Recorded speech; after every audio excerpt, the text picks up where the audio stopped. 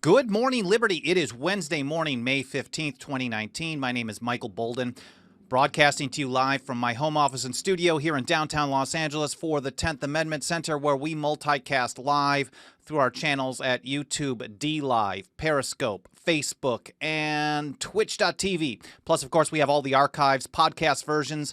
I'm very grateful for the new reviews coming in over at iTunes, for example, over at 10thamendmentcenter.com/Good Morning Liberty. Now, this is going to be, I think, it might be a shorter show than normal, but I just want, this is the too long didn't watch version of this.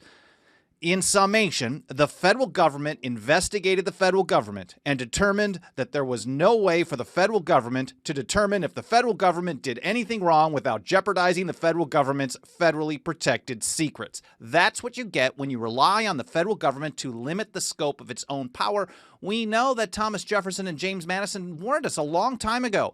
Kentucky resolutions of 1798, we know that this was formalizing a principle, but one that was understood by the founding generation for many years. When you rely on government to limit its own power, you should not be surprised when that power always grows and grows and grows, no matter what kind of checks and balances you have within that system of checking itself, and no matter how many protests you do, lawsuits you do, how many times you vote the bums out, you're always going to see an increase of power all the time. Maybe you'll see a little dip here and there, but the overall trend growth has always been up. So that's going to be kind of the short version. That's the really short version of what the show is today. And if you want to tune out, please don't. If you want to tune out, then that would be about it. But before we get into the details, basically I'm covering a federal court case that has been winding through the courts for more than a decade. It has been thrown out in the past, and it was just thrown out again last month due to national security secrets on NSA surveillance. So I'm going to just give you guys an update on that in case you haven't gotten all the details on that. But before doing so, I want to say hello to some friends in the live chat. Of course, Keith the Hat Guy says he doesn't trust the federal courts either. I don't, as every federal court judge is a federal employee with a conflict of interest. Justin Bayola, Pamela Rankin, David Michael Bogus, Mary McMaster, Tom Rankin, Tyler B., and everyone else. It doesn't matter whether you're joining me live or in the archives. I really appreciate you spending some time with me today. Oh, just a couple of quick notes. First of all, we're starting at least one new show, maybe two. First of all, this Saturday we're premiering the first episode of 10th Talk. This is a long form. A lot of people have been asking me to do interviews with people. Oh, you should have so-and-so on. If you haven't noticed, I've never had anyone on this show, Good Morning Liberty. It's not really something I'm prepared to set up for. So Mike Meharry, my good buddy who's worked with us for nearly a decade now, he's been doing some interviews for Peter Schiff. He works at schiffgold.com. And I like the format, the style that he brings. It's a very casual, just kind of hangout, chit-chat with somebody similar to what Thad Russell does. If you like Thaddeus, Joe Rogan, that kind of a style where you just kind of talk and have a conversation. So the first episode of 10th Talk is going to be this Saturday, premiering both on our YouTube and Facebook channels. We'll probably find some other places to put that. Oh, once it actually publishes on YouTube, it'll also go over to our channel over at BitChute. But this is a long-form conversation, about an hour, with a state delegate from West Virginia, Pat McGeehan. This is a guy who's introduced bills to take on the empire, foreign policy, war, through the Defend the Guard Act in the state of West Virginia. And he's also introduced bills to support sound money at the personal request of Ron Paul. They don't really cover that part of it too much because he's written a book on sound money as well. But But Pat goes over the process, what he's talking about, the strategy to resist the empire on a state level, the fact that you can, and then a lot of the dirty tricks that, even though it's just what he faces in West Virginia from the establishment in his own party, he's a Republican, but it actually applies to basically any state. The establishment Republicans, when you think you want to support things that are going to be favorable to conservatives, they do all kinds of behind-the-scenes political maneuvering to kill legislation that could do positive things. So that'll be premiering this weekend on Saturday. Also, Saturday night, I'm speaking at the Republican Liberty Caucus. RLC.org is the website. Their biannual National Convention. It's every 2 years. I don't know if I have the word right. I apologize. But Saturday night, I'm the keynote speaker somewhere around 7, 8 p.m. It's in Redondo Beach here in Southern California. Go to rlc.org if you are interested in checking that out at this late minute. And then I'm also thinking about doing another show, a shorter one, maybe 5 to 10 minutes. When I initially started this program last summer in July of 2018, I had done a weekly absurd comment of the week, kind of an overview. So I was thinking of maybe just doing every week or so, doing a collection of some of the worst comments and just having a little bit of fun with them. I don't know. That's a possibility. I might do a test run on that in the next week or two, but keep an eye out for that. Anyways, let's get into this. First of all, a report from Politico, and all the links that I'm talking about should be over in our show notes over at 10thamendmentcenter.com/Good Morning Liberty. This was from late April the 25th, 2019. Judge cites state secrets risk in dismissing warrantless wiretapping suit. So from Josh Gerstein, he writes, a federal judge has dismissed a long-running lawsuit over President George W. Bush's warrantless wiretapping program. Isn't that crazy if you think about it? Bush is long gone, and in fact, anytime we post something that kind of gives a little crap to Republicans for electing someone like that, mind you, some of his worst advisors are still around. I'm looking at you, John Bolton. But, we hear from the Republican faithful, like, get over it. He's long gone. But this program and this lawsuit over this program, which actually I don't think it really started with Bush. I mean, the mass surveillance had been going on for decades. We were warned in the 70s by Senator Church that the NSA's capabilities, even at that time, could enable what he called a total tyranny. This was in, I think, 1975. So decades later, the Bush administration really ramped it up. And there's been a lawsuit going on since that time, since 2008, and even before that. And it was dismissed again by a federal judge. And this is what U.S. District Court Judge Jeffrey Wright wrote in his ruling.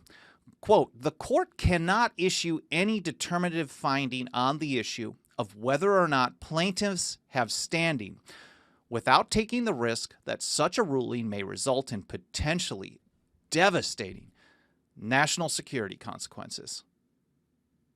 That's how you do it. That's how you do it if you want to just violate everyone's rights. You just kind of tie it into a national security issue, and then even the judge, once they see the evidence, they're just going to say, well, I can't do this. It's state secrets. The suit was filed in 2008 by EFF, our friends at Electronic Frontier Foundation.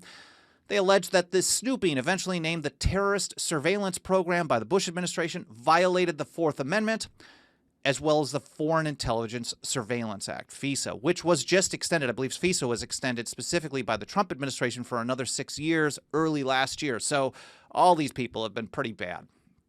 And even in Politico, and I'm looking for nuggets of truth here. Mind you, I'm not necessarily a fan of Politico, but there are some good pieces of truth in this. They say the Bush, Obama, and now Trump administration have all invoked state secrets claims to try to shut down the litigation. And they're winning so far. At least they're holding it off so long that the courts aren't going to side with them, or haven't been.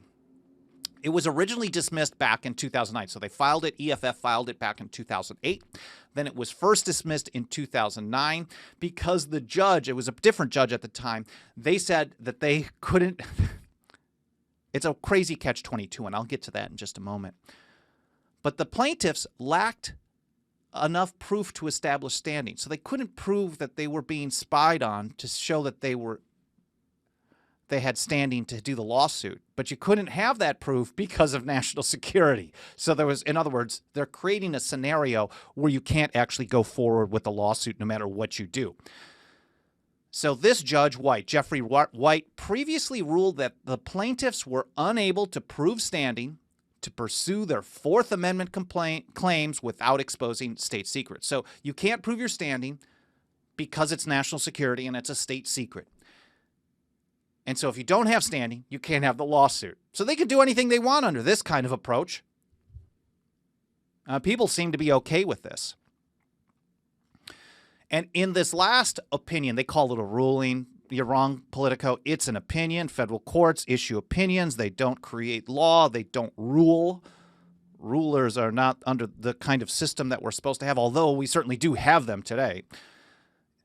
In the court opinion, or ruling, according to a Politico Thursday, he said that the FISA, Foreign Intelligence Surveillance Act, claims also could not proceed. So, first of all, Fourth Amendment claims that couldn't go forward because they couldn't establish standing. You couldn't prove that they were being surveilled on because doing so would expose the federal government's program, which is a state secret. And I didn't know that the Fourth Amendment said persons, houses, papers, and effects, except unless it's really, really secret. It doesn't say that. I don't see that exception in the Fourth Amendment, personally. I mean, I guess they're reading a different copy of it than I am. Now, he also said, the same judge said the FISA claims could not proceed because there was no way, quote, to publicly discuss the way the program might have affected the plaintiffs without getting into highly classified information. This is just a relatively brief, primarily factual report that is pretty decent over at Politico. And of course, the links are in the show notes over at 10thamendmentcenter.com/goodmorningliberty. I get a good reminder over in the chat on YouTube from Idamon, who says smashed. And that's just a quick reminder.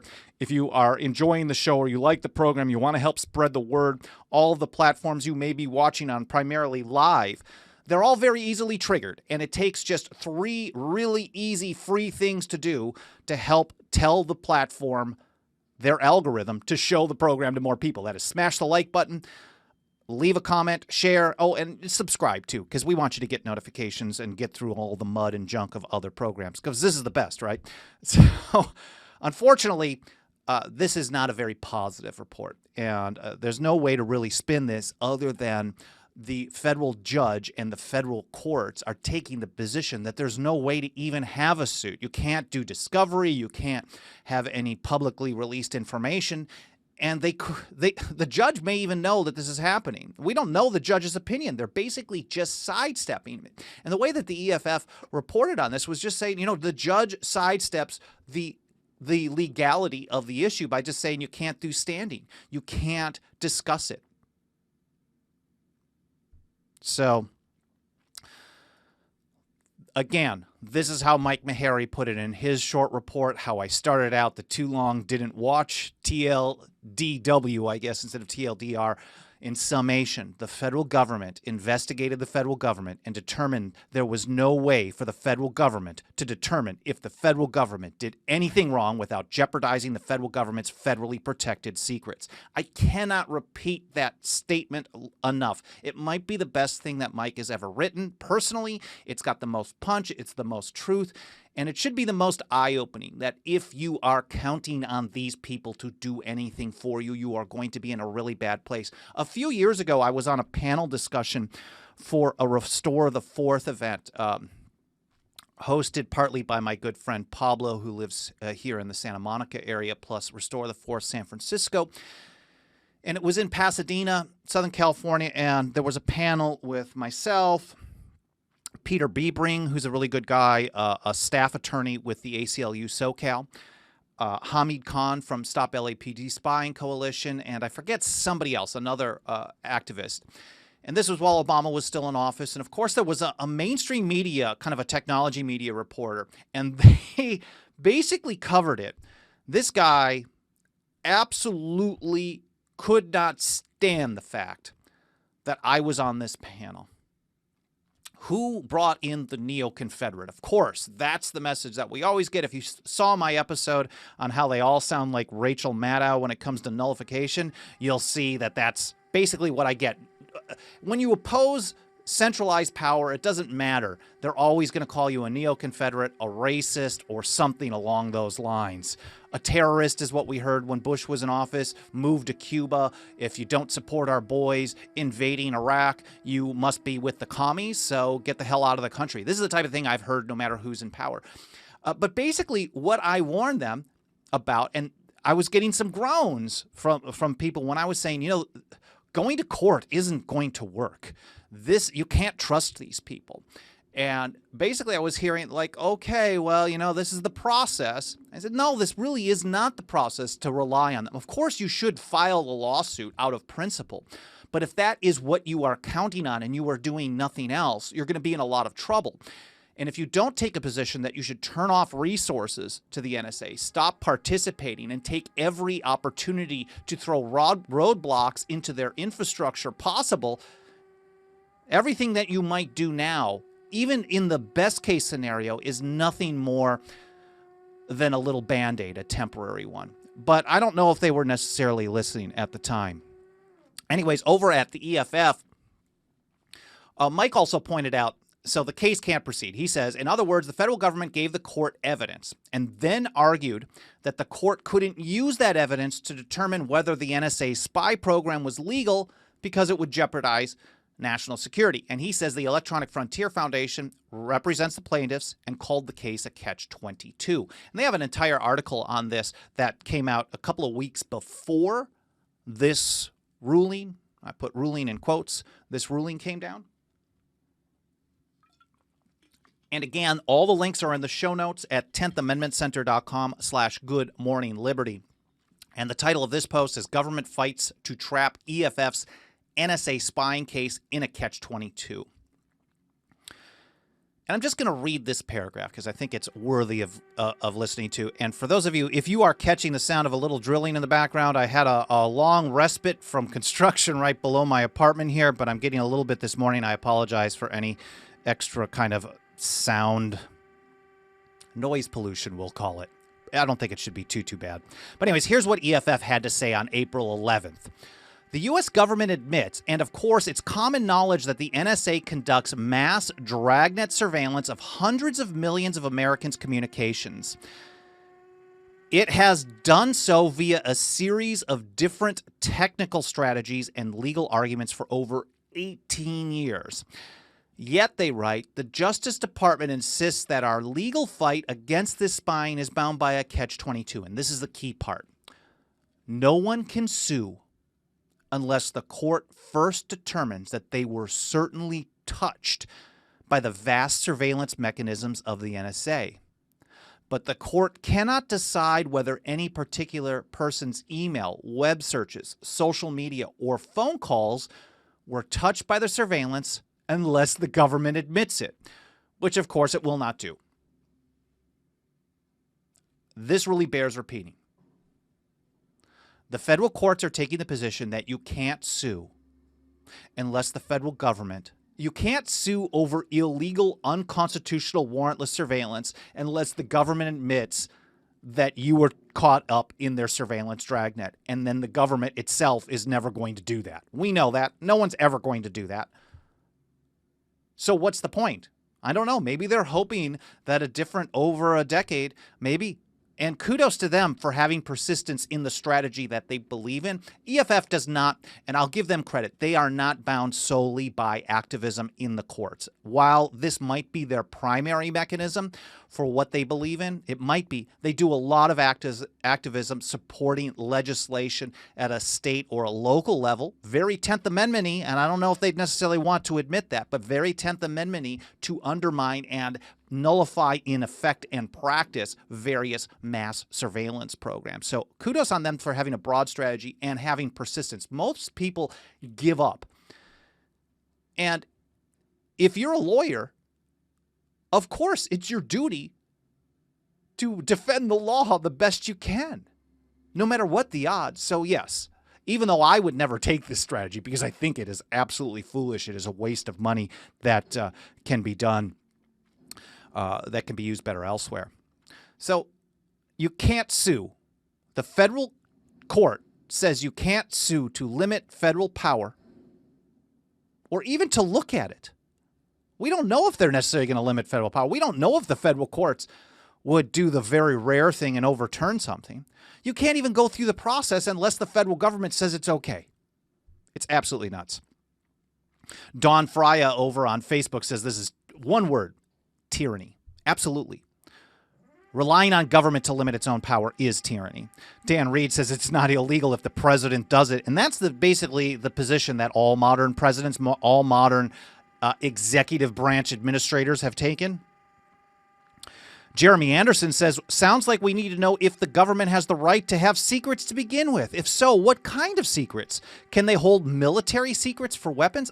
You know, that's a really good question. Patrick Henry took the position that, you know, that you're never going to have liberty. And I wish I had this quote handy. You're never going to have liberty because it really it relates so well. You can't have liberty when the actions of their rulers. No people could ever have liberty when the actions of their rulers would be held from them. Now, he went a little bit further. He says, you know, some military actions, you can't have everything, just public information.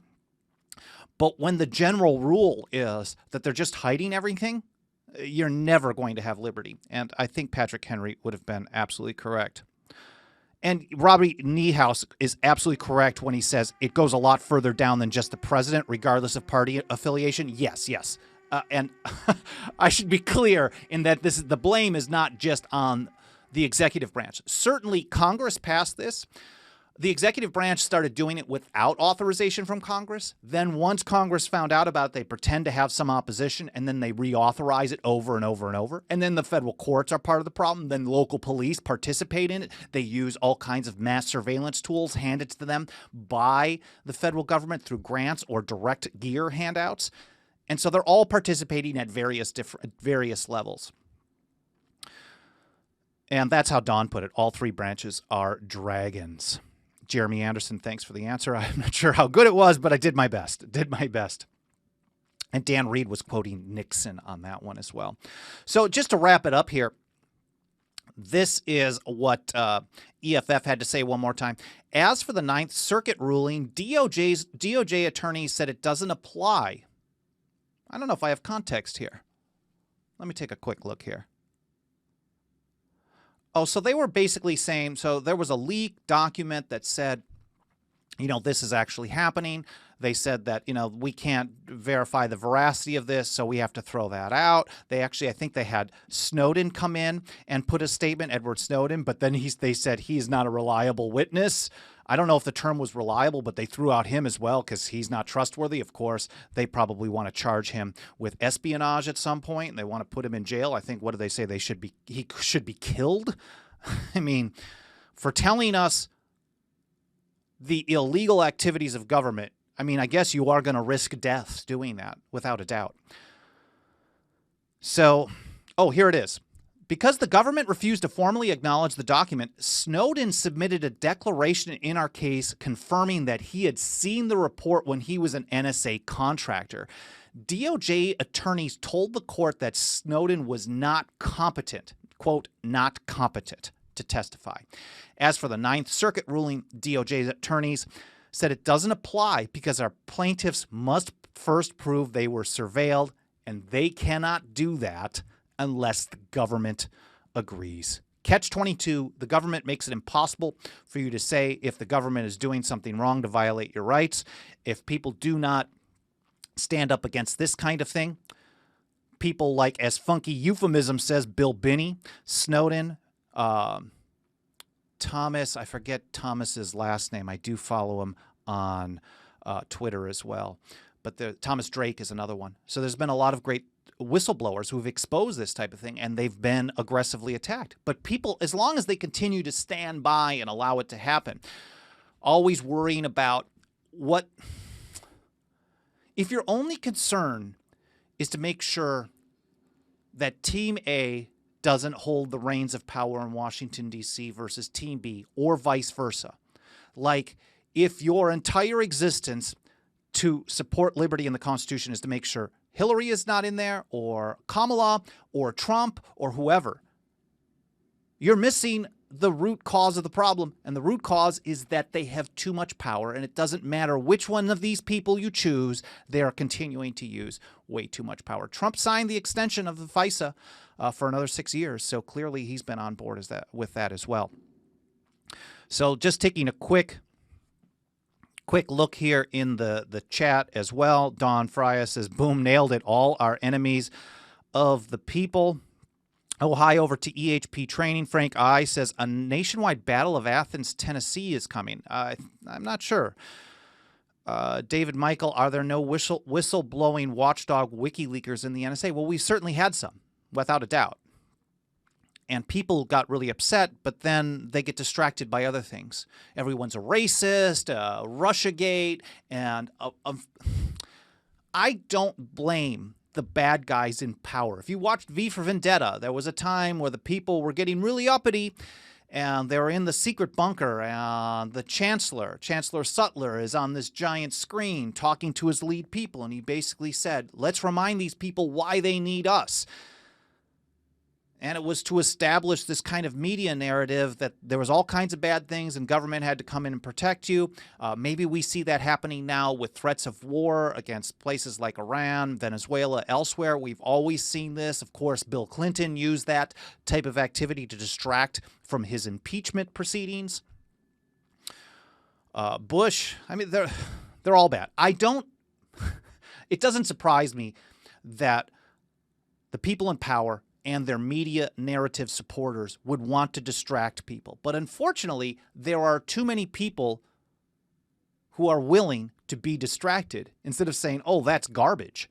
This is a bunch of crap. Why do I care about Russiagate? Or even if Russiagate is a problem, the fact that they helped, I'm just saying, all things being equal, let's say Russiagate, everything about it is factual, Russia influenced the election. Well, if we're talking about surveillance, war, national debt, gun control, if Hillary was in there, it would be just as bad or worse. I don't know. We'd still have all of this stuff. So this is not addressing the root cause. It's just rearranging the deck chairs on the Titanic, as the old saying goes. Anyways, I hope you guys found this interesting, insightful, educational, fun to watch, all that good stuff. Make sure to, if you support the show, smash that like button, hit the bell on YouTube, subscribe to get notifications, leave some comments. If you really, really, really are on board, and no one is obligated to do this, I do see a number of people out there who are 10th Amendment Center members. I'm very, very grateful. You can join us for as little as $2 a month over at 10thamendmentcenter.com/members. I do have that over on the screen for a great deal of the show here. And then, of course, remember, on Saturday, we have the premiere of Mike Meharry's new show, interviewing Pat McGeehan on Defend the Guard, Resisting Empire on a state and local level. That's 10th Talk on Saturday morning, 9 a.m. Pacific time. And then, of course, we're here every Monday, Wednesday, Friday, 9:30 a.m. Pacific time. Please share the show with your friends and family. Share it as widely as possible. Email, social media, and the rest. I'm very grateful for you spending some time with me, and we'll see you Friday morning. And I hope you have a great day. Thanks again.